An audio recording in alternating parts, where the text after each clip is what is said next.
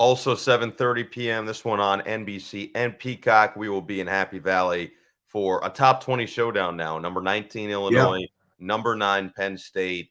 We talked about both teams and their victories last week. This just feels like it has a chance to not only be a great game, but we expect just a fantastic environment at Beaver Stadium. Yeah. Yeah, it's going to be a great environment. I see where James Franklin is like encouraging the crowd to make it another whiteout game, even though Yep. this is not the scheduled whiteout game. So we'll see what that ends up looking and feeling like. It'll be intense regardless because it's a night game at Penn State, and it doesn't get much better than that from an energy standpoint.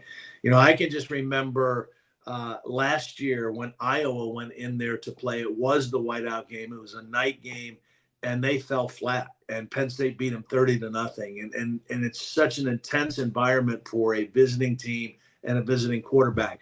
Again, we'll get to see how far Luke Altmyer has grown and how far he's come. He went into Lincoln last week, which is a loud place. It's not 100,000, but it sounds and feels like 100,000 in Lincoln, and they're all wearing red. Now he's going to go into a place where they may be all wearing white, and we'll see how he performs in this game. So he's got a great one under his belt, though, from last Friday night, going into Lincoln.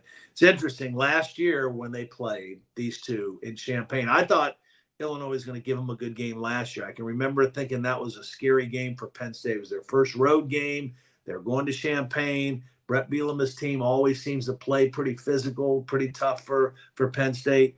And it was a low-scoring, close game for a while. You know, it was 13-7, I think, at one point in the half. And but the difference, Penn State forced 5 turnovers. They won the turnover battle 5-0. Luke Altmyer threw 4 picks. He was ultimately benched in that game and didn't finish the game as the starting quarterback.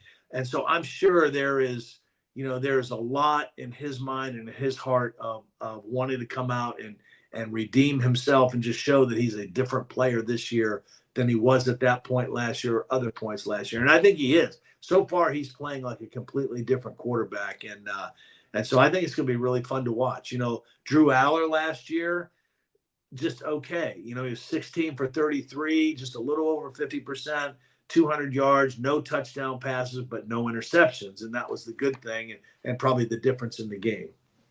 You mentioned it. 2 confident quarterbacks, 2 Yeah. confident teams, and we're looking forward to what should be a confident matchup on NBC. Again, that's 7:30 p.m. Eastern on Saturday.